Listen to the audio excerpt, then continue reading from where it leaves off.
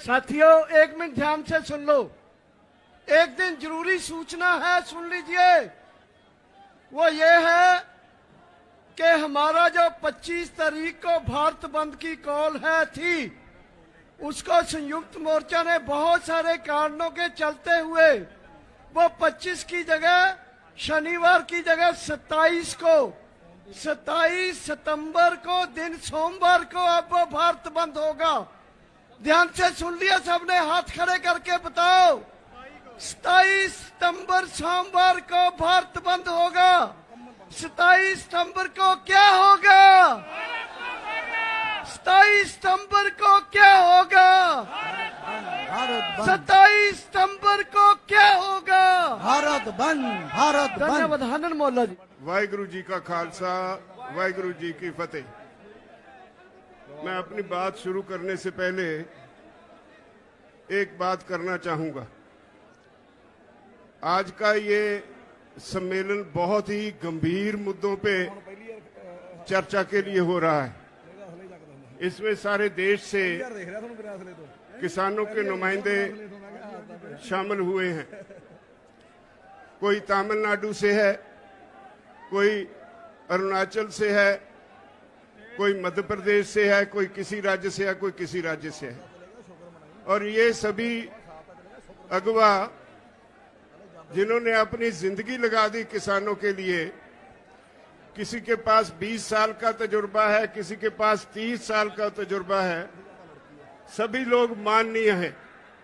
लेकिन मुझे अब आज यहाँ जो 100 के करीब नौजवान खड़े हैं, उन्होंने बहुत आहत किया है और उनके शोर की वजह से आप सभी लोगों की बात नहीं सुन पाए।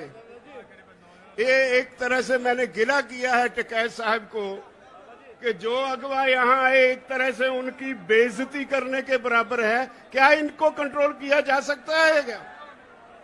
हम लोग देखो भाइयों, जिस काम के लिए आया पहले वो सुनो आप। लिए लगाई और उनको ये लोग हो करके डिस्टर्ब करते रहे।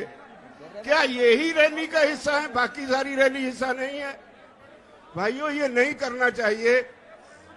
कोई तमिलनाडु से चल के आया है, वो आपका हिस्सा है, आपको उसका सम्मान करना चाहिए। अलग बात है कि लैंग्वेज प्रॉब्लम है, आप ठीक से उनको समझ नहीं पाए, लेकिन हूटिंग करना भी कोई अच्छी बात नहीं है। हम एक क्लास है, अलग क्लास है बाकी लोगों से। अरे ये कौन है भाई? क्या बदतमीजी है ये? ए भाई, मतलब तुम ही लोग हो गए क्या जो यहाँ 15-20 लाख आदमी आ रहे हैं, तुम बदतमीजी करोगे? और नीचे बैठ, बैठो नीचे। मतलब क्या बदतमीजी है भाई ये? मतलब कौन लोग हैं ये?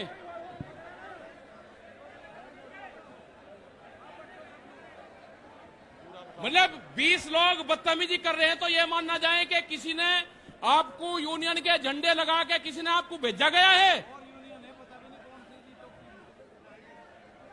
ये कैमरे बंद करो इनसे पीछे। अरे ये क्या कर रहे हैं ये? इन्हें देखो,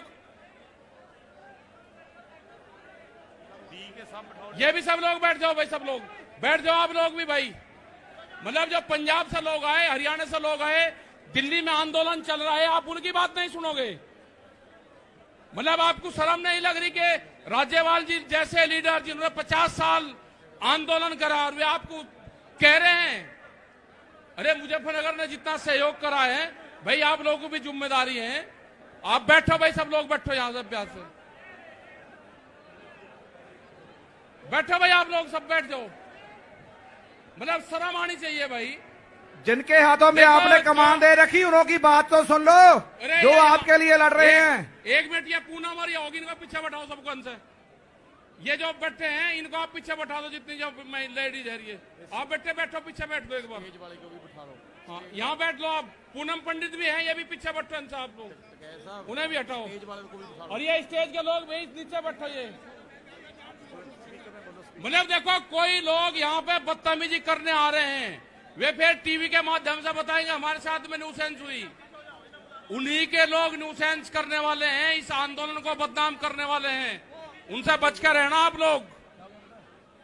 और ये जो यहाँ पे 50 लोगों का झुंड है, इन्हें मैं गिरवा कर फिर इनकी तलाशी लूंगा आप कौन सी विचारधारा से हो। ये जो 50 लोग हैं ये कौन सी विचारधारा से हैं, मैं इनकी जानकारी करूं क्या फिर यंका यहीं। अगर आप खड़े हो गए, आपको यंके यहीं घेर के मैं तलाशी ले लूंगा आपकी, आप हो कौन। आप शांति से बैठे रहे, बदतमीजी मत करो यहां पे।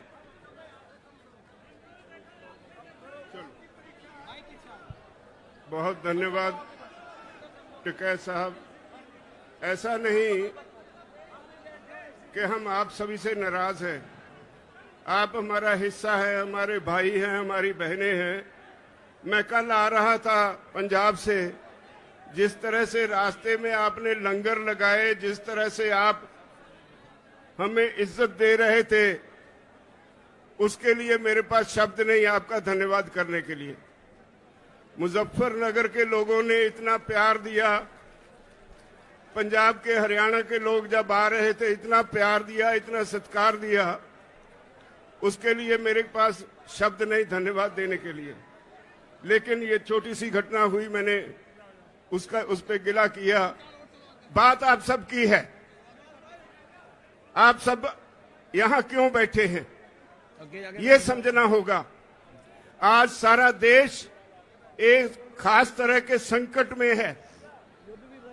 जो आदमी सख्त मेहनत करता है वो भूखा मर रहा है, जो आदमी एसी में बैठा है, जो आदमी एक कॉरपोरेट हाउस चलाता है, देश की सारी दौलत उसकी तरफ धक्के से जा रही है।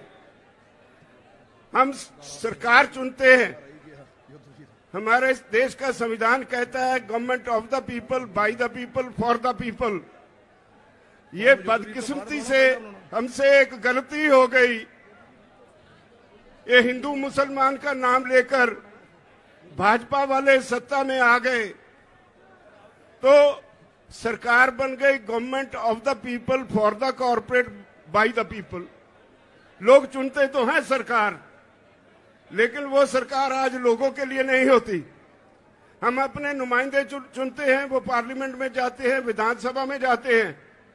उनकी पहली ड्यूटी ये होती है कि वो वहां जाकर ऐसी पॉलिसीज बनवाएं जिससे लोग शांति से अपना जीवन जी सके, ऐसे कानून बनवाएं जिससे लोगों को तरक्की करने में मदद मिले। लेकिन हो क्या रहा है, कुछ कॉरपोरेट हाउसेस आज देश की हर चीज उनके लिए सेल पे लग गई है। रेलवे बेच दी अडानी को, हवाई अड्डे अडानी को, तेल का बिजनेस अंबानी को, कम्युनिकेशन अंबानी को, एयरपोर्ट अडानी को। एक एक करके देश के असेट्स जो हैं, देश की जो मूल्यवान चीजें हैं, जो देश के लोगों के खून पसीने की कमाई से खड़ी की गई, वो सारी बेची जा रही हैं। तो अब कृषि सेक्टर रह गया था। मोदी सरकार ने इस पे भी कॉरपोरेट हाउसेस के सामने परोस के रख दिया।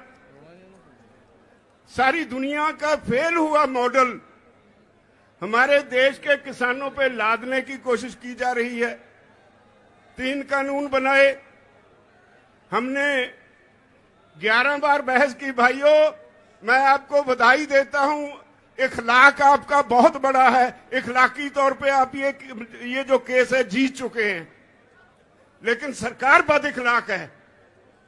जितने कानून बनाए उन पे एक एक क्लॉज बाय क्लॉज हमने बहस की और उनके पास कोई जवाब नहीं,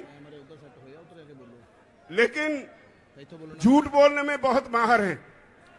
और इसी वजह से आज सारा देश इस आंदोलन में कूद पड़ा है।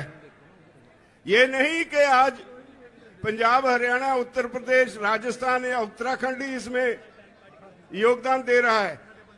ये तमिलनाडु वाले भाई ऐसे ही नहीं आए, ये मध्य प्रदेश के भाई और ये दूसरे राज्यों से जो हमारे साथी आए हैं वो यूं ही नहीं आए, उनके प्रांत में भी यह आंदोलन पूरा जोर पकड़ चुका है। और एक बात कहूं, जितना ये आंदोलन जोर पकड़ रहा है उतनी मोदी की, उसकी भाजपा की जड़ें उखड़ रही है।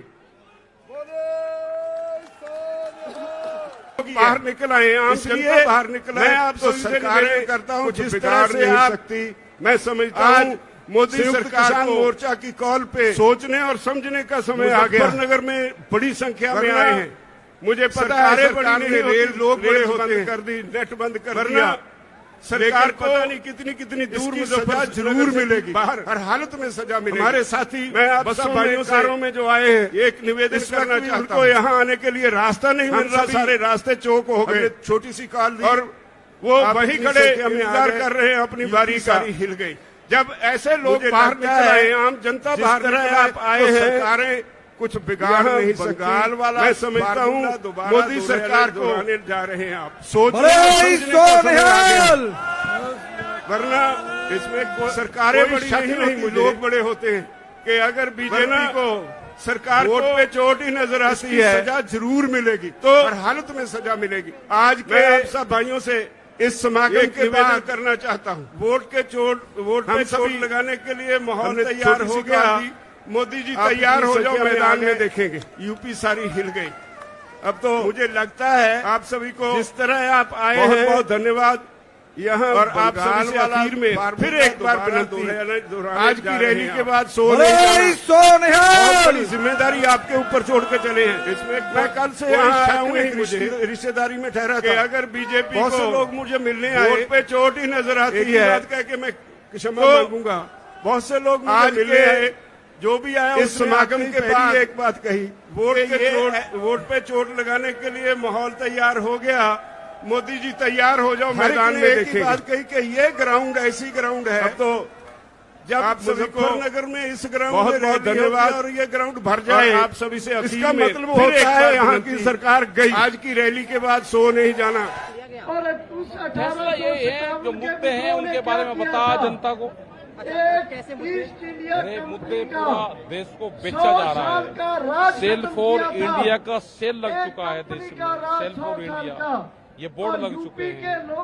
यहाँ पे गन्ने का भुगतान का मामला है, यहाँ पे रेट नहीं बढ़े उसका मामला है, यहाँ पे फसलों के रेट का वो नहीं मिलता उसका इशू है, ये सारे इशू है ग्राउंड में दिखाई दे रही है। कहा जा रहा है कि आप हर एक जिले हर एक राज्य जाएंगे। बिल्कुल जाएंगे, पूरे देश भर में जाएंगे।